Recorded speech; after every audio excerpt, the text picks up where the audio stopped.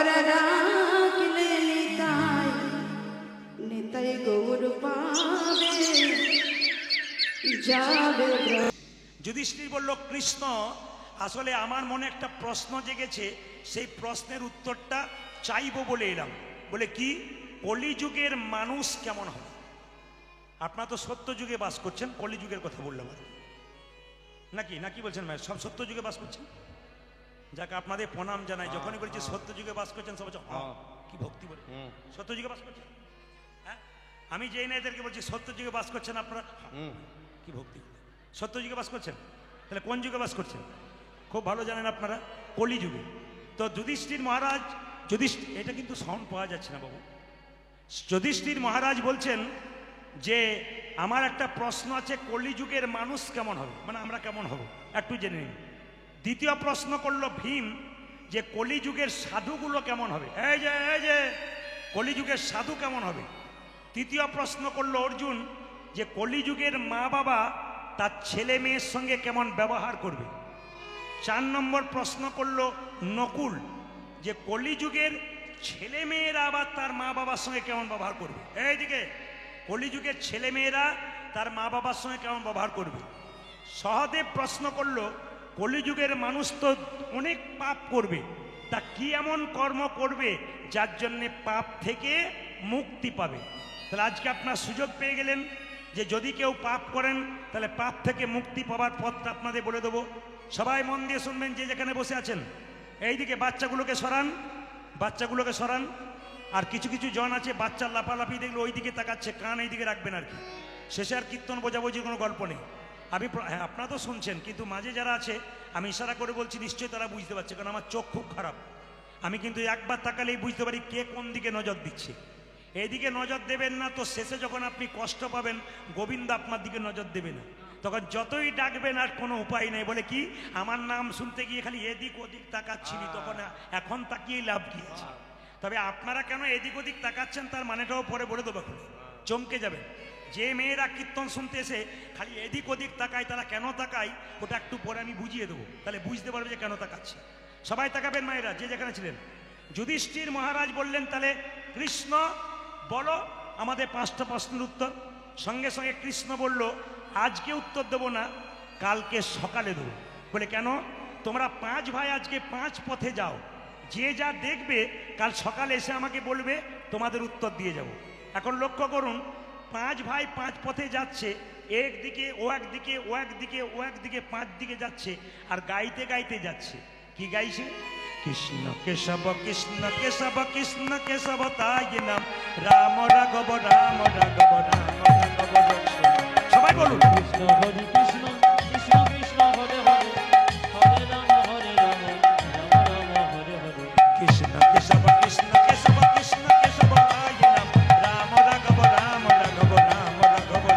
হরে হরে কৃষ্ণ হরে কৃষ্ণ কৃষ্ণ কৃষ্ণ হরে হরে, হরে রাম হরে রাম, রাম রাম হরে হরে। কৃষ্ণ কেশব কৃষ্ণ কেশব কৃষ্ণ কেশব তাহি নাম, রাম রাঘব রাম রাঘব রাম রাঘব রক্ষ। হরি বল। হরে রাম কৃষ্ণ কেশব কৃষ্ণ কেশব কৃষ্ণ কেশব তাই নাম, রাম রাঘব রাম রাঘব রাম রাঘব রক্ষ মাম। কৃষ্ণ ভেরি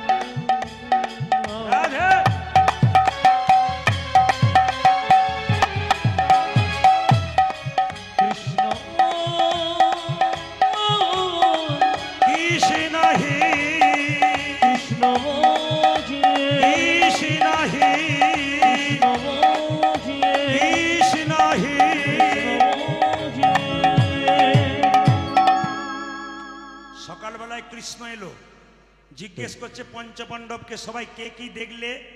যুধিষ্ঠির মহারাজকে শুনবেন, যুধিষ্ঠির মহারাজ বলছে আমি কি দেখলাম।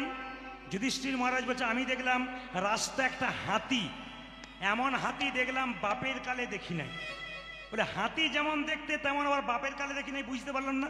বলছে হাতিটা সব ঠিক আছে, দুটো কান, দুটো চোখ, একটা লেজ, কিন্তু মুখ দুটো, সুর দুটো দেখলাম। কেন দেখলাম?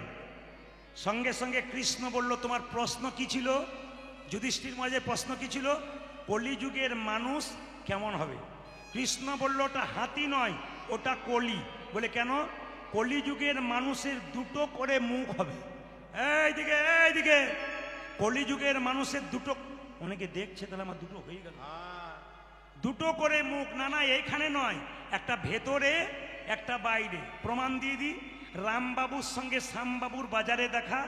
শ্যামবাবুকে রামবাবু বলছে আপনার মতো মানুষ হয় না, আপনি মহান মানুষ, আপনাকে দেখলে আমার ভক্তি জেগে যায়। শ্যামবাবু বললেন আপনাকেও খুব ভালো লাগে। শ্যামবাবু যখন চলে গেল তখন রামবাবু বলছে তুমি যতক্ষণ না মরছো ততক্ষণ তোমার পেছনের জায়গাটা আমার হচ্ছে না। মানে বুঝতে পারছেন তো, মানে মুখ মে রাম নাম আর বগল মে কি ছুরি। মানে আপনার সঙ্গে দেখবেন অনেকেই ভালোভাবে কথা বলবে, দিদি তোমার মতো মানুষ হয় না, আর পাশে বলবে এর মতো বাজে লোক হয় না। তার মানে কি দুটো মুখ, একটা ভেতরে মানুষ। ও মায়েরা, ভগবানকে সাধনা করলে 1-2 বছর পরে পেলেও পেতে পারেন, কিন্তু কলিযুগের মানুষকে চেনা বড় দায়। এ কেমন 10 বছর থাকলেও বুঝতে পারবেন না। একই বিছানায় শুয়ে আছে দুজন, কে যে কার কতখানি বলা মুশকিল। এ একদিকে মুখ করে, ও একদিকে মুখ করে, ও একজনের কথা ভাবছে, আর একজনের কথা ভাবছে। না না, এরকম ঘটছে আর কি, এটা কলিযুগে ঘটবে। আচ্ছা আচ্ছা, ভীম তুমি কি দেখলে? ভীম বলছে আমি দেখলাম হঠাৎ নদীতে একটা মরা গলা জীবজন্তু আসছে, ওই একটা ময়না পাখির ঠুকরে ঠুকরে খাচ্ছে, কিন্তু ময়না পাখিটার গায়ে হরে কৃষ্ণ নাম লেখা। এটা কেন দেখলাম? কৃষ্ণ বলল তোমার প্রশ্ন কি ছিল? কলিযুগের সাধু কেমন হবে?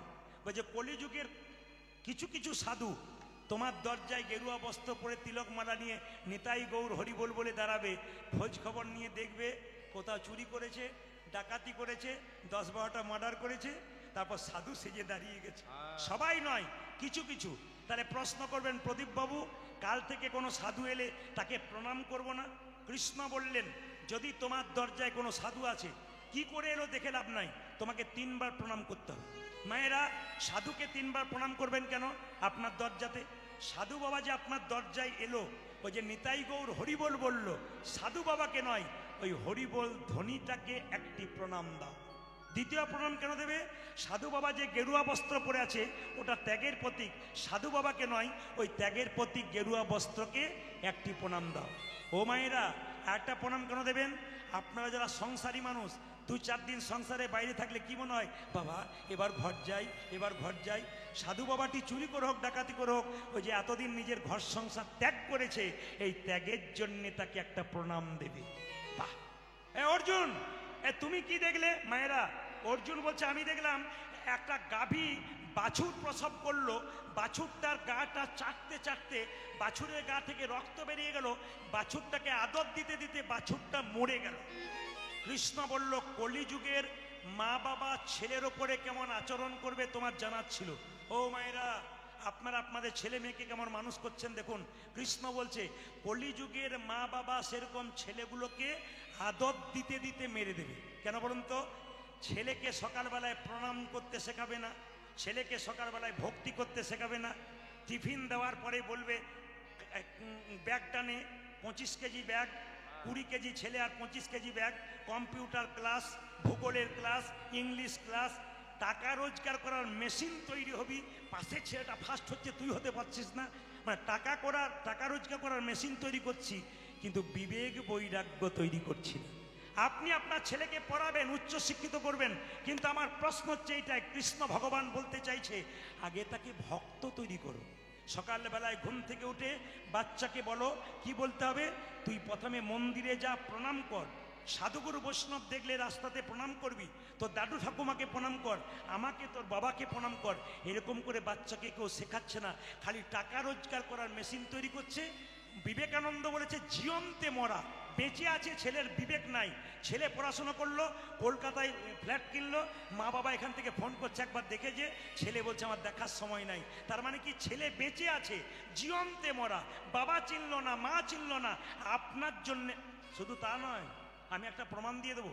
আমাদের পাশের বাড়িতে একটা মেয়ে 26 বছর বয়স, তার ছেলেকে বলছে টিফিন বাক্সে খাবার দিলাম, নিজে খাবি, কাউকে দিবি না, যদি দিয়েছিস তো তোর একদিন কি আমার একদিন। ছেলে বলছে মা কথা দিলাম আমার বন্ধু বান্ধবকে দেবো, আমি খেটে খেটে মরবা, তুই লোকের ছেলেকে খাওয়াবি না, কথা দে আমার সামনে, নিজে খাবি কাউকে দিবি না। ছেলে বলছে মা কথা দিলাম নিজে খাবো কাউকে দেবো না। ছেলে বড় হলো, পড়াশোনা করলো, চাকরি করলো, বিয়ে হলো, নিজে খেলো, বাবা মাকে। না না, আপনারা তো তৈরি করে দিচ্ছেন, অত বোকা বললে হবে?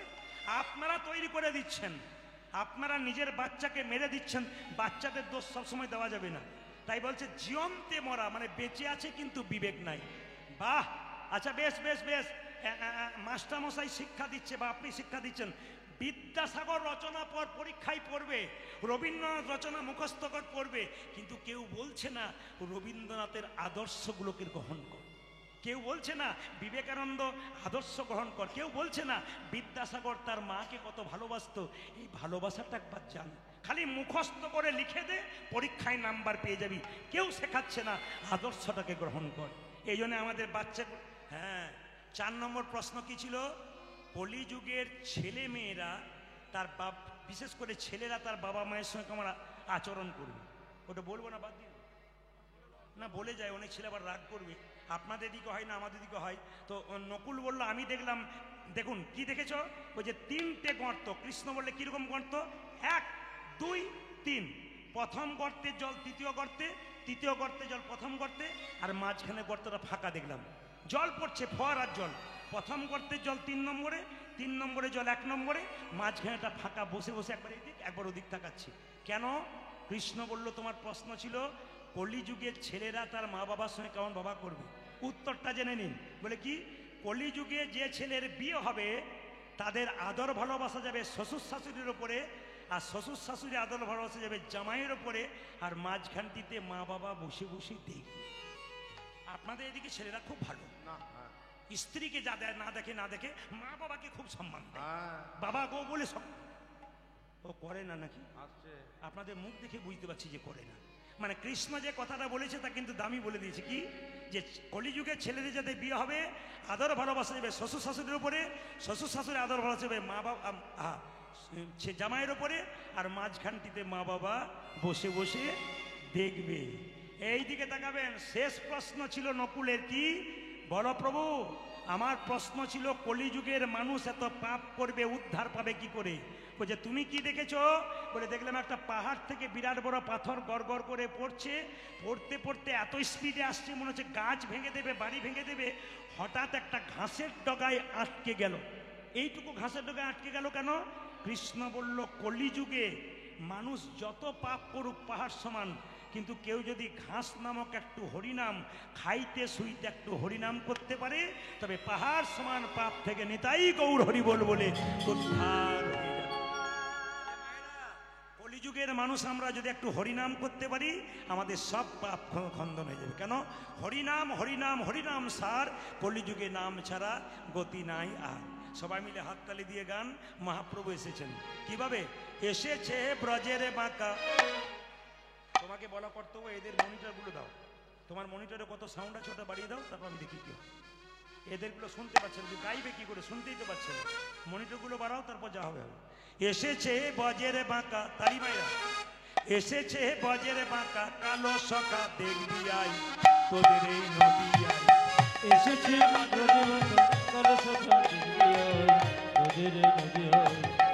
এসেছে বজের বাঁকা, কালো সকা দেখবি আই তোদের এই নদী। হরি বল। এসেছে বজের বাঁকা, কালো সকা দেখবি আই তোদের এই নদী আই। এই যে রং ফিরেছে ঢং ফিরেছে, তারে এখন চেনা দায়। রং ফিরেছে ঢং ফিরেছে, তারে এখন চেনা যায়। রং ফিরেছে ঢং ফিরেছে, তারে এখন চেনা যায়। আদি রং ফিরেছে ঢং ফিরেছে, তারে এখন চেনা যায়। তোদের এই নদী আয়। এসেছে বজের বাঁকা, কালো সকা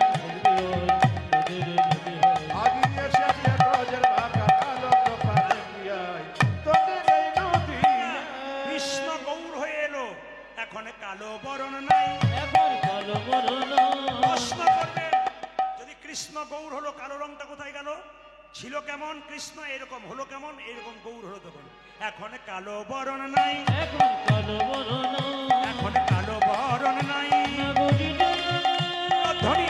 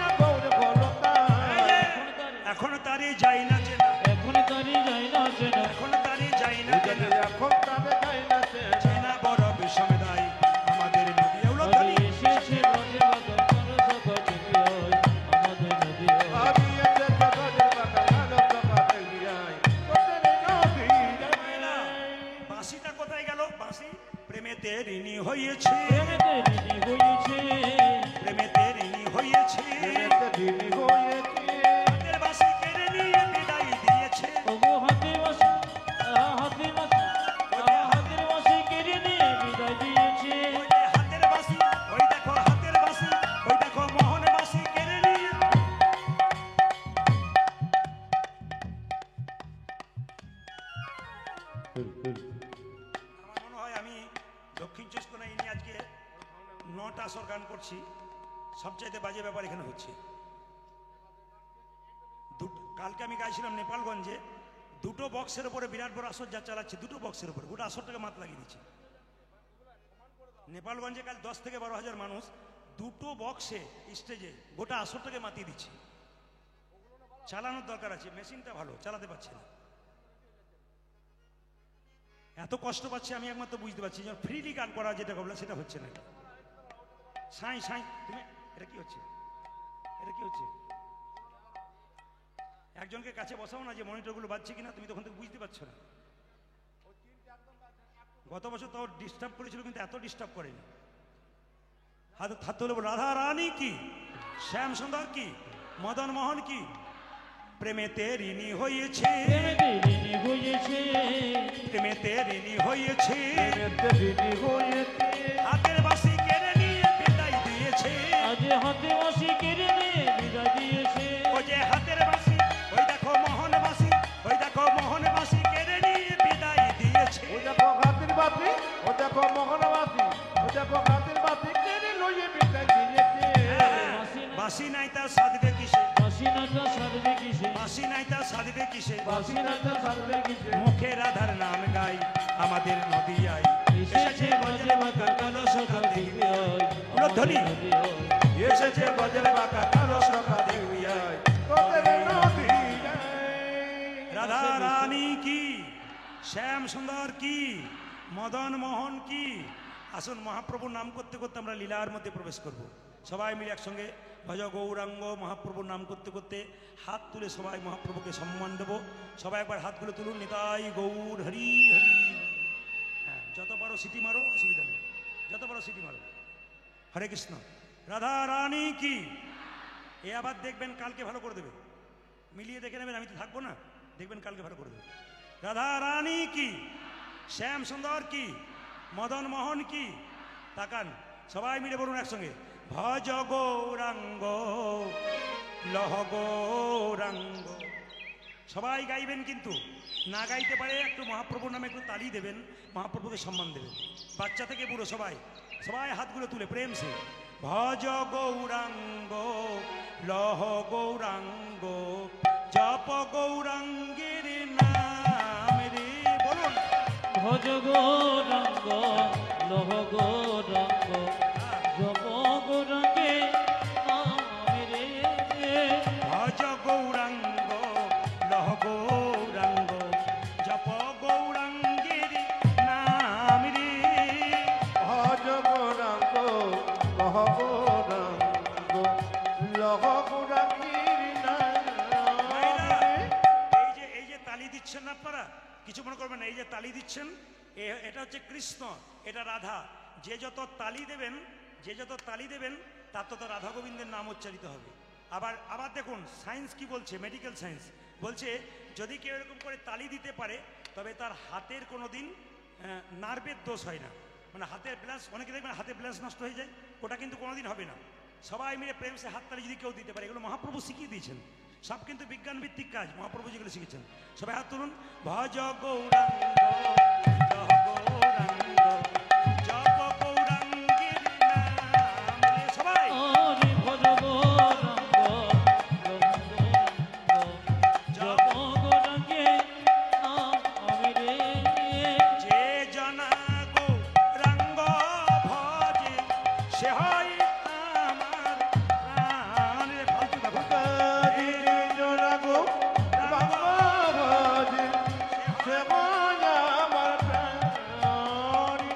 যে জানা গৌরাঙ্গ ভজে সে হয় আমার প্রাণ রে। যে যে জানা জন গৌরাঙ্গ ভজে সে ভজমান প্রাণ রে আপনাদের আসরে সব ভালো লাগলো, একটা জিনিস খারাপ লাগলো, বলবো না, বাদ দিয়ে যাবো। না বলবো না, আবার রাতে থাকতে হবে যদি কোনো গন্ডগোল হয়। না বলি, আমি যে না বলে যাব না এটা কি করে জানলেন? আমি বলবোই।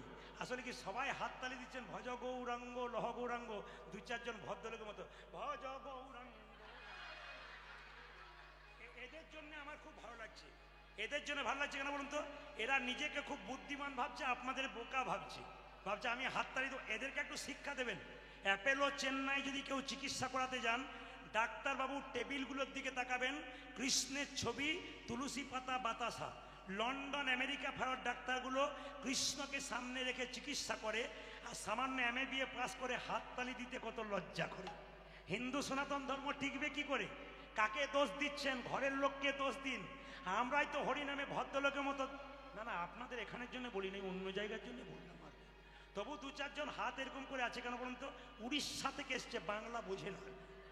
এখানে নয়, কালকে যেখানে ছিলাম তার জন্য বললাম। সবাই মিলে হাত তুলুন। ভজ গৌরাঙ্গ লহ গৌরাঙ্গ লহ গৌরাঙ্গের নাম রে। ভজ গৌরাঙ্গ লহ গৌরাঙ্গ জপ গৌরাঙ্গে নামে রে সব চাইতে ভালো লাগছে, দেখুন ওখানকার দাদারা যারা দাঁড়িয়ে আছেন, সত্যি আমার ভালো লাগছে। একটা হাততালি দিচ্ছেন, এটা মহাপ্রভু খুব খুশি হবে। সবাই একসঙ্গে হাততালি দেবেন, প্রভু খুব খুশি হবে। ভজ গৌরাঙ্গ লহ গৌরাঙ্গ জপ গৌরাঙ্গের নাম রে। ভজ গৌরাঙ্গ লহ গৌরাঙ্গ লহ গৌরাঙ্গীর নাম। এইদিকে আপনাদের এই গানটা যখন ইউটিউবে মোবাইলে বেরোবে না, তখন আপনারা দেখতে পাবেন আপনাদের ঝিঙ্কি হাটে কি সুন্দর সবাই হাততালি দিচ্ছেন, ওগুলো উঠছে, মোবাইলে দেখতে পাবেন, টিভিতে দেখতে পাবেন। যদি কেউ না তোলেন বলবেন, দিদি আমি তুলি নাই গো, আমার হাত ওঠে নাই। এটা যেন বলতে না হয়, সবাই মিলে হাত ওঠান। ভজ গৌরাঙ্গ লহ গৌরাঙ্গ জপ গৌরাঙ্গের নাম রে। ভজ গৌরাঙ্গ লহ বলবেন, গৌরাঙ্গ হিন্দু জাতি সনাতন ধর্মের মানুষ, নামে রে যে জানা গৌরাঙ্গ ভজে সে হয় আমার প্রাণ রে। আজ যে জনা গোরা